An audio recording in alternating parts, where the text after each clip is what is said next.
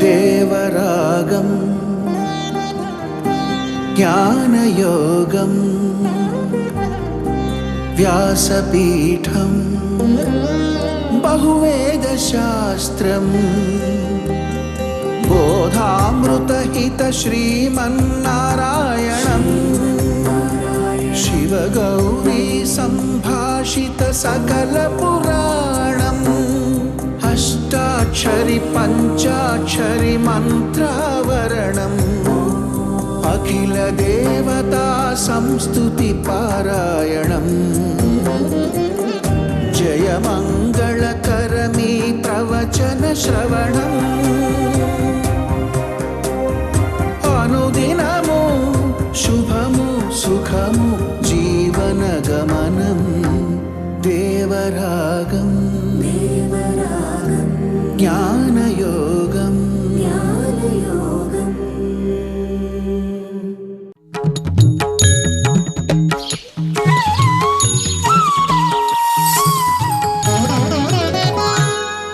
ఆపదామపహర్తారం దాతారం సర్వసంపదాం లోకాభిరామం శ్రీరామం భూయో భూయో నమామ్యహం.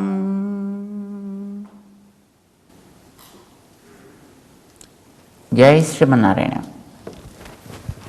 ప్రియ భగవద్బంధువులారా, గ్రంథాల్లో ఒక్కొక్కసారి కొన్ని మనకి పరస్పర విరుద్ధమైనటువంటి అంశాలు ఉన్నట్టుగా కనిపిస్తాయి. పెద్దల ద్వారా సవ్యంగా తెలుసుకోగలిగితే వాటి తాత్పర్యం తెలుస్తుంది. విష్ణు సహస్రనామ స్తోత్రంలో సులభ, సువ్రత, సిద్ధ ఒకచోట కొన్ని నామాలు కనిపిస్తాయి. మరొక చోటకి పెడితే దుర్లభ, దుర్గమ, దుర్గ ఇంకో కొన్ని నామాలు కనిపిస్తాయి. కొంచెం చదువుకున్నవాడెవడైనా, చదువుకున్నామని అనుకున్నవాడెవడైనా ఇవి చూసి సులభ అని ఒక చోట అన్నాడు, దుర్లభ అని మరొక చోట అన్నాడు. ఏమిటండి ఇది బుద్ధున్నవాడు రాసే రాతలేనా ఇవి? ఉంటే సులభంగా ఉంటే దుర్లభం కాకూడదు, దుర్లభం అయితే సులభం కాకూడదు. ఒకచోట సులభం అంటాడు, కొంత దూరం వెళితే అతను దుర్లభం అంటాడు. ఏమిటిది? పరస్పర విరుద్ధాలు అన్నట్టుగా కనిపిస్తాయి మనకి. ఇలా ఎన్నో చోట్ల ఎన్నో రకాలు నామాలు మనకు కనిపిస్తాయి. వాస్తవమే, అన్నీ సరైనవే. కానీ ఎట్లా ఇది తెలియాలంటే పెద్దల యొక్క ఉపదేశం కావాలా, పెద్దల యొక్క అనుగ్రహం కావాలి. ఎలాగా? సులభము ఎప్పుడు ఎవరికి, దుర్లభము ఎప్పుడు ఎవరికి. దీన్ని తెలుసుకున్నటువంటి మహనీయులు ఉన్నారు మనకి. మన ఆళ్వార్ లాంటి పెద్దలు వాళ్ళు చెప్తారు వాళ్ళ పాసురాల్లో, పత్తుడై అడియవర్కు ఎళియవన్. భగవత్ ప్రేమ కలిగినటువంటి హృదయం ఉన్న వాళ్ళకి ఎళియవన్ సులభుడు. పిరర్గళుకు అరియ విత్తహన్. ప్రేమ అనేది లేని శుష్కమైనటువంటి ఎండిన హృదయాలు కలిగిన వాళ్ళకి దుర్లభుడు. సులభుడు దుర్లభుడు కూడా. ప్రేమ కలిగిన వాడికి సులభుడు, ప్రేమ లేని వాడికి దుర్లభుడు. ఏమిటి దాంట్లో వైరుధ్యమే ఉంది? రెండు పొసగుతాయి, రెండు సరిపోతాయి. పరస్పర విరుద్ధ స్వభావాలు కలిగిన వాడైతే కాదు కదా. ఇవి రెండు. అందువాడు, అందనివాడు. అందువాడు ఎవరికి? ఇష్టమైన వారికి అందువాడు, ఇష్టము లేని వారికి అందనివాడు. తప్పేమిటి దాంట్లో? దగ్గరవాడు, దూరమైన వాడు. ఏ తప్ప? దగ్గర వాడితే దూరం వాడు ఎలా అవుతాడండి? దూరం వాడితే దగ్గర వాడు ఎలా అవుతాడండి? అంటే ఎందుకు కాకూడదయ్యా? ప్రేమించిన వారికి దగ్గరవాడు, ప్రేమ లేని వాడికి దూరమైన వాడు. ఎందుకు కాకూడదు అయినా? ఇప్పుడు మనకి వేదాలు చెప్తుంటాయి, భగవంతుడి గురించి చెబుతూ ఆయన తదేజతి తన్నైజతి తద్దూరే తద్వదంతికే. తదేజతి తన్నైజతి, కంపించువాడు కంపించనివాడు. ఏమిటండి మంత్రాలు, ఏడు పరస్పరం ఓ దాని కూడా సంబంధం లేకుండా. అంటే సంబంధం లేక కాదయా, అద్భుతమైనటువంటి సంబంధం కలిగినవి. ఏజతి నైజతి, కంపిస్తాడు కంపించడు. ఆశ్రయించుకున్న వాళ్ళకి కష్టం కలిగితే కంపించిపోతాడైనా. తనని దూషించేటువంటి వాళ్ళకి ఏం జరిగిన వాళ్ళు ఏం చెయ్యదలుచుకున్నా కంపించనివాడు. మనకి రామాయణం లాంటి గ్రంథాల్లో ఉదాహరణ కోసం ఏర్పడ్డ గ్రంథాలు కదండి అవి. దాంట్లో చెప్తాడండి, లక్ష్మణస్వామిని బాణంతో కొట్టాడు రావణాసురుడు, పడిపోయాడు. ఆయన ఎత్తుకుపోదాం వీడిని తీసుకువెళ్ళిపోయి లోపల ర్యాన్సమ్గా మన దగ్గర పెట్టుకుందాము అని అనుకున్నాడు రావణాసురుడు. కానీ వచ్చి వాడిని లేపుదా ఉంటే లేవడే. ఎంతో పెద్ద అతి బరువైనటువంటి ఏదో రాయిలాగా ఫీల్ అయిపోయాడు, ఎత్తలేకపోయాడు ఆయన. కానీ అది దూరం నుంచి చూసినటువంటి ఆంజనేయ స్వామి పరుగులు వేసుకుంటూ గబగబా అక్కడికి వచ్చి రావణాసురుని ఒక్క తోపు తోసి ఆ లక్ష్మణస్వామిని తీసి తన భుజం మీద వేసుకుని టక్కుని పరిగెట్టి వెళ్ళిపోయాడు అక్కడి నుంచి. ఆయన అంత కష్టంగా అనిపించినటువంటి రావణాసురుడికి ఆ దుఃఖకరమైనటువంటి ఆ లక్ష్మణుడి యొక్క ఆ శరీరం హనుమంతుడికి సులభం అయిపోయింది. హాయిగా ఎత్తుకుని వెళ్ళిపోయాడు ఆయన. అంటే ఇప్పుడు ఆయన బలమైనవాడా తేలికైనవాడా? అంటే తేలికైనవాడు బలమైనవాడు కూడా. తన భక్తుల విషయంలో కంపిస్తాడు, అది లేని వాళ్ళ విషయంలో కంపించడు ఆయన. తన్నైజతి, పట్టించుకోడు ఆయన. తద్దూరే తద్వదంతికే, వాడు దూరంలో ఉంటాడు దగ్గరలో కూడా ఉంటాడు.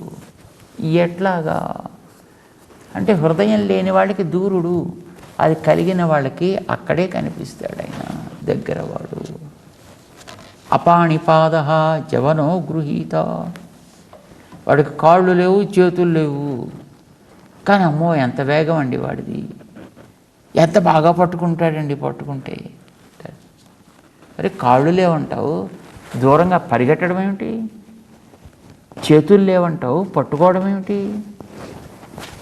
అంటే దానికి సమాధానం చెప్పారు ఎవరు, నాయన పిచ్చివాడా, మనలాంటి వాళ్ళమైతే కర్మ అధీనంలో బతికే బతుకులు కనుక మనకి ఆ కర్మ వల్ల ఏర్పడ్డ కాళ్ళు ఉంటే కానీ మనం కదలలేము.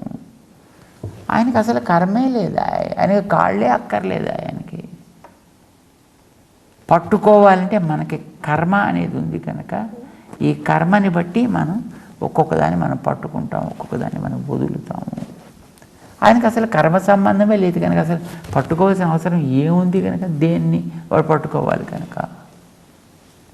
మనకంటే ఆధారం కావాలి, లేకపోతే మనం కాస్త పడి ఊరుకుంటాం. మనం కనుక మనం పడిపోకుండా నిలదొక్కుకోవడం కోసం మనకి ఏదైనా పట్టు కావాలి. ఆయనకు అవసరం లేదు. ఒక చోట మనం ఉన్నాం కనుక మరొక చోటకి చేరడం అనేటువంటిది అవసరం. ఆయనకు అసలు ఒక చోట ఆ చోట ఈ చోట అనేది లేదు. ఆయన సర్వవ్యాపి కనుక ఇక్కడి నుంచి అక్కడి దాకా నువ్వంటే ఇక్కడ ఉంటే అక్కడ ఉండవు కనుక నువ్వు ఇక్కడి నుంచి అక్కడి దాకా పరుగులు పెట్టాలి. ఆయన ఇక్కడ అక్కడ ఒకేసారి ఉంటాడయా. తమాషాగా చెప్తాను, తద్ధావతో అన్యానత్యేతి తిష్టన్. ధావతో అన్యాన్ అత్యేతి కానీ తిష్టన్. వాడు పరుగులు పెడుతూ మిగతా వాళ్ళకంటే ఫాస్ట్గా వెళ్ళిపోతాట. అంటే పరుగులు పెట్టడం కోసం అంతా రెడీగా నిలబడ్డారనుకోండి, రెడీ ఠామ్ అని వాడు పిస్టల్ పేల్చగానే వీళ్ళంతా పరిగెడుతుంటే వాడు అక్కడికి వచ్చి బాయ్ బాయ్ బాయ్ బాయ్ అంతా చక్కగా పరిగెట్టండి అని వాళ్ళందరికీ వీడుకోలు ఇస్తాడు. పరిగెట్టడానికి నిలబడ్డవాడు క్రీజ్ మీద నిలబడ్డవాడు వాళ్ళంతా పోతుంటే బాయ్ బాయ్ బాయ్ బాయ్ అంటాడండి.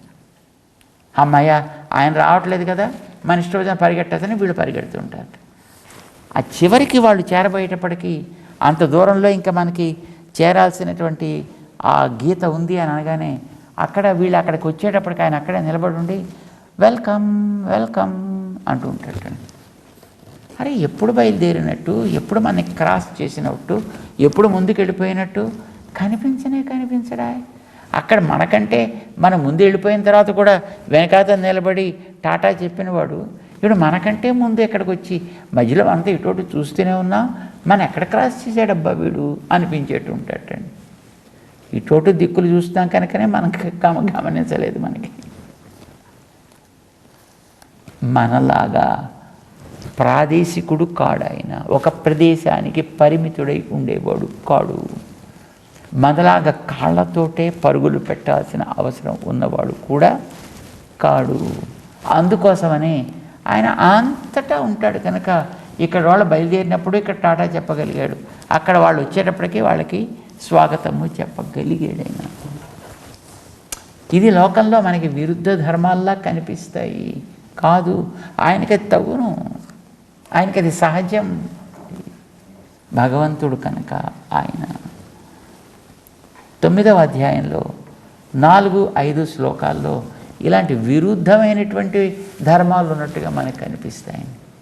ఆయన అంటాడు 4వ శ్లోకంలో, మత్స్థాని సర్వభూతాని నచాహం తేష్వస్థితః. ఈ సర్వభూతాని, ఈ సకల వస్తు చరాచరాత్మకమైనటువంటి ఈ వస్తు జాతమంతా భూతాలు అని పేరు వీటికి. ఇవన్నీ కూడా మయా మత్స్థాని, ఇవన్నీ నాయందే నిలకడగా ఉన్నాయి. నచాహం తేష్వస్థిత, నేను వాటిల్లో లేను, వాటి అధీనంలో నేను లేను అని చెప్పాడు ఆయన.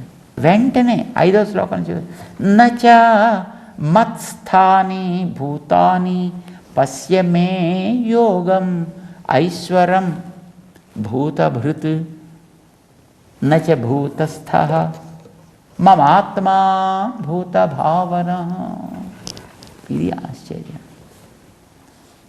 నచ మత్స్థాని భూతాని, ఏ భూతాలు నా యందు లేవు. నచ మత్స్థాని, ఇందాక మత్స్థాని సర్వభూతాని అన్నాడు 4. వెంటనే 5లోకి వచ్చేటప్పటికి నచ మత్స్థాని భూతాని, నా యందు లేవంటాడు. ఏమిటి పైగా పశ్యమే యోగం ఐశ్వరం, ఐశ్వరం ఈశ్వర సంబంధమైనటువంటి నా శక్తి విశేషం, దానికి పేరు ఐశ్వరం అని పేరు పెట్టాడు దాన్ని. ఇది నాకుండేటటువంటి అసాధారణమైనటువంటి యోగ్యత, ఇది నా యొక్క ధర్మం, ఇది నాకుండేటువంటి లక్షణం. ఇది పశ్య, ఏమిటది? అఘటిత ఘటనా చతురత. అంటే ఇది ఇలాగ తగును, ఇది ఇలాగ తగదు, ఇది కూడటానికి అవకాశం, ఇది కూడటానికి అవకాశం లేనిదనేది నా విషయంలో ఏది ఉండదు సుమా. అఘటిత ఘటనా చాతుర్యం. భాగవతంలో చూస్తాను, శ్రీకృష్ణుడి చరిత్రను చూసినప్పుడు అడవిలో పెద్ద కారు చిచ్చు ఏర్పడితే మొత్తం విడి తాగేసేయండి. నిప్పును తాగేయడం ఏమిటండి? ఏమో, ఒకసారి కాదు 2 సార్లు తాగేశాడు మొత్తం అంతటిని. ఎలా? ఏమో. పిల్లవాడిని తీసుకుని అంత ఎత్తే దిగిపోయి ఎగిరిపోయాడు తృణావర్తుడు ఆకాశంలోకి. అక్కడి నుంచి ధన్నుమని పడ్డాడు కిందకి. ఏం కాలేదండి పిల్లడికి.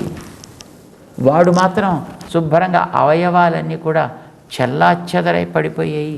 వాడు మాత్రం ఏమవలేని పిల్లాడు హాయిగా పైన కూర్చుని చక్కగా ఆయన ఆటలాడుకుంటున్నాడు. ఎలా సాధ్యం ఇది? ఏమో. 3 నెలల పిల్లాడండి, బండిని తన్నాడు. ఏం చేశాడో తెలియదు, చూసిన వాళ్ళు చెప్పారు. అలా కాళ్ళు జాపితే కాలు తగిలింది అంటే వెంటనే ఇంత ఉపద్రవం జరిగింది. ఆ బండి కాస్త తల్లకిందులు అయిపోయి అంత ఎత్తు ఎగిరి అమాంతం కింద పడింది. శుభ్రంగా ముక్కలైపోయింది అది. ఎలా తన్నాడండి? 3 నెలల పిల్లాడు తనడం ఏమిటండి? 7 రోజుల పిల్లాడు పూతన శరీరం మీద కూర్చొని హాయిగా ఆటలాడుకుంటున్నాడు. ఆయన ప్రాణాలు తాగేసాడండి. ఆయన ఎలా తాగుతాడండి? ఏమో. అంటే ఆయనకి ఇది సాధ్యము, ఇది అసాధ్యము అనేది ఏది ఉండదు. ఇది నాకుండేటటువంటి యోగము, ఇది నాకుండేటటువంటి శక్తి విశేషము. పశ్య మే యోగం ఐశ్వరం. అర్జున, నా యందు ఉండేటటువంటి ఈ చాతుర్యాన్ని చూడవయా. ఏమిటది? భూతభృత్, ఈ భూతములన్నింటినీ కూడా నేను భరిస్తా. నచ భూతస్థ, కానీ వాటి అధీనంలో నేను ఉండను. వీడన్నిటినీ మొత్తం నేనే మోస్తా అన్నాడు ఆయన, కానీ వీటికి అధీనంలో నేను ఉండను. మమ ఆత్మా భూత భావన. మమ ఆత్మ, మళ్ళీ ఇక్కడ ఈ ఆత్మ పదం వచ్చింది మనకి ప్రాణానికి. ఎందుకంటే ఈ ఆత్మ అని అనగానే లోపల ఉండేది అని మనందరికీ జనరల్గా అలవాటు. కానీ ఇక్కడ అది చెప్పట్లేదు ఆయన. ఇక ఆత్మా జీవే ధృత ఉదేహే స్వభావే పరమాత్మని, ఇన్నిట్లోనూ ఆత్మశబ్దం వాడచ్చు. ఇక్కడ దేనికి వాడుతున్నాడు? ఇక్కడ నా మానస సంకల్ప శక్తి విశేషానికి వాడుతున్నాడు ఆయన. మమాత్మా, నా సంకల్పం ఉన్నదే ఈ జగత్తుని ఈ రకంగా రక్షించవాలే, సృష్టి స్థితి లయముల ద్వారా దీనిని ఎప్పుడు కూడా ఫ్రెష్గా ఉంచవాలే అనేటువంటి సంకల్పం ఉన్నదే, అది మమ ఆత్మ. అది భూత భావన. ఈ సకల భూతములని వాటి వాటి ఆకారములని ధరించేటట్లు చేస్తూ ఉంటుంది. తన సంకల్పమే ఇంత రకాలైన ఈ ప్రపంచపు పరిణామానికి కూడా కారణము. ఇవన్నీ తన అదులలో అవి తిరుగుతున్నాయి అనంటే తన యొక్క ఉనికే వాటికి కారణము. మమ ఆత్మ, ఆయన చేసినటువంటి సంకల్పం. మనకి ఒక చోట వేదం తమాషాగా చెప్తున్నాయండి. వీటన్నిటినీ ఆయన ఎట్లా నిలబెడుతుంటాడు, ఎట్లా నడిపిస్తాడు, ఇవన్నీ ఎట్లా నడుస్తాయి ఆయన వల్ల అని. అది ఒక రకంగా మనకి వ్యతిరేకం అన్నట్టు అనిపిస్తుంది. అది ఎట్లాగా? భీషాస్మాద్ వాతపవతే, గాలి సవ్యంగా వీస్తోంది, ఎప్పుడెప్పుడు కాస్త ఎక్కువ వీయాలో ఎప్పుడు తక్కువ వీయాలో, ఋతుపవనాలు, తూర్పు ఋతుపవనాలు ఎప్పుడు ఉండాలి, పశ్చిమ ఋతుపవనాలు ఎప్పుడు ఉండాలి, నైరుతి ఋతుపవనాలు ఎప్పుడు, ఈశాన్యపు పవనాలు ఎప్పుడు ఉండాలో ఆయా టైంకి అవి వస్తాయి, వాటి పని చేసుకుంటూ పోతుంటాయి. భీషోదేతి సూర్య. ఇంకా పవనాల విషయంలో మనకి అంత స్పష్టత కనిపించకపోవచ్చు, అంతకంటే క్లారిటీ కలిగినటువంటిది సూర్యుని యొక్క ఉదయ అస్తమయ ప్రభృతుల క్రియాకలాపాలన్నీ కూడా పంచాంగాల్లో రాసి పెడతారు. 100 ఏళ్ల తర్వాత 6:25 ఇక్కడ ఇది జరుగును. ఇప్పటికీ మనవాడు పంచాంగాలు రాస్తున్నారు కదండి. ఈ ఏడాదిలో ఫలానా నెలల్లో ఫలానా సమయాల్లో ఫలానా గ్రహానికి గ్రహణం వస్తుంది. సూర్యగ్రహణమో చంద్రగ్రహణమో ఏదో గ్రహణం, అందులో అది ఎటు నుంచి టచ్ అవుతుంది కూడా రాస్తాడు దాంట్లో. అది ఏదో పూర్తి చంద్ర లేకపోతే సూర్యగ్రహణాల, లేదా తెల్లవారేటప్పటికి వస్తుందా, లేదా సాయంకాలం అయ్యేటప్పటికి వస్తుందా, చీకటి పోయేటప్పటికి వస్తుందా, ఆ వచ్చినప్పుడు కూడా గుండ్రంగా ఉండే బింబంలో ఏ మూల తాకుతుంది, మొట్టమొదట ఏ మూల అది విడుస్తుంది, ఇది కూడా రాస్తాయండి.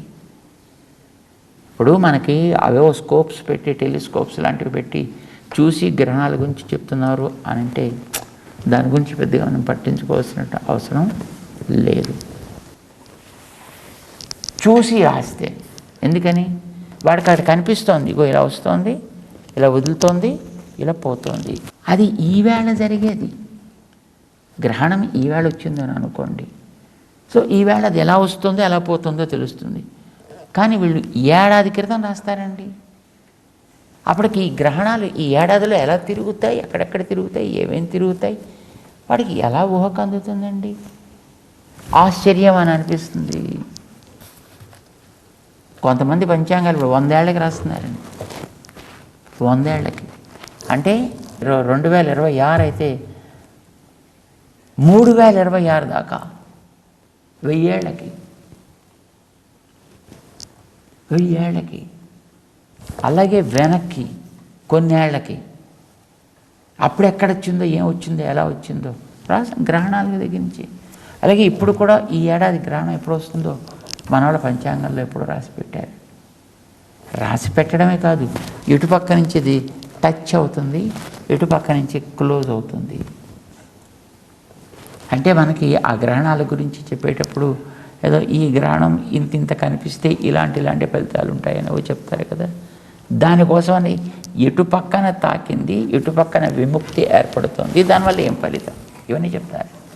ఇవన్నీ కూడా వారి ఏడాది ముందర రాస్తే ఆశ్చర్యం కదా నా క్యాలిక్యులేషన్స్. 10 ఏళ్లకు ముందర రాస్తే ఇంకా ఆశ్చర్యం, 100 ఏళ్లకు ముందర రాస్తే ఇంకా ఆశ్చర్యం కదండి. మన వాళ్ళు అలా రాసి పెట్టిన పంచాంగాలు ఇప్పుడు కూడా ఉన్నాయి. కాలగమనం ఇవన్నీ ఇందులో కనిపించని వాటిని వాడు ఏదో లెక్కలు పెట్టి ఆ లెక్కలతోటి వాడు చేస్తున్నాడు. కానీ ఇలా లెక్కలకు అందనివి ఎన్ని ఉన్నాయి. మేఘాలు ఏర్పడడం కానీ, ఇంద్రధనస్సులు ఏర్పడడం కానీ, ఇవన్నీ మనకు కనిపించేటండి. ఇది రెగ్యులర్గా వచ్చేదా, మనం ఊహిస్తే వచ్చేదా ఏమో. అందుకోసం ఆయన చెప్తున్నాడు, ఆయన భూతభృత్, ఈ సకల చరాచరాత్మకమైనటువంటి భూతాల్ని భృత్ నేను భరిస్తా, నచ భూతస్థ, వాటి ఆధీనంలో నేను ఉండను. భరిస్తా కానీ వాటి ఆధీనంలో నేను ఉండను.